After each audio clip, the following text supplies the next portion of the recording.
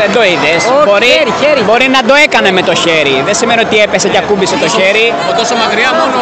Όχι, έκανε κόντρα, έπεσε κάτω και βγαίνει και χέρι.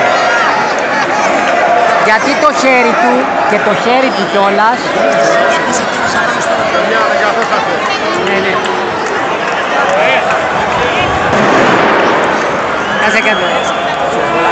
Κάτσε γιατί φωνάζω λοιπόν.